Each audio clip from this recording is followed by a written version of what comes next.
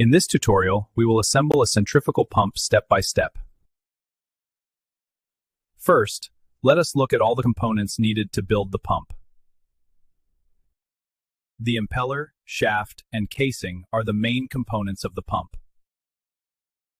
These parts ensure smooth rotation and transfer of power. Before assembly, always wear safety gloves and goggles. Ensure all necessary tools and lubricants are ready. Insert the shaft carefully into the pump casing.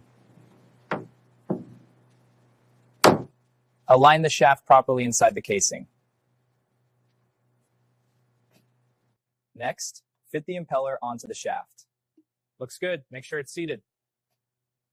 Secure the impeller with the locking nut. Got it. Tightening now. Looks good. Install the bearings to support smooth rotation. Fit the mechanical seal to prevent leakage. Install the correctly sized mechanical seal onto the shaft to prevent leakage during pump operation. Place the pump casing cover onto the pump body and align it with the mounting holes. Tighten all bolts to secure the pump casing. Now we install the electric motor that powers the pump. Connect the motor to the pump using the coupling.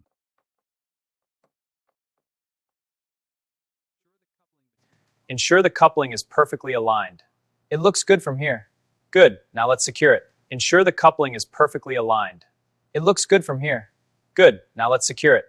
Apply lubrication to all moving parts.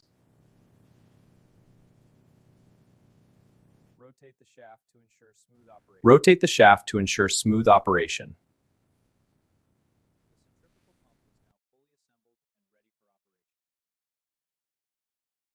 The centrifugal pump is now fully assembled and ready for operation. All right, starting it up. Shaft spinning up. Looks good, holding steady. Confirmed.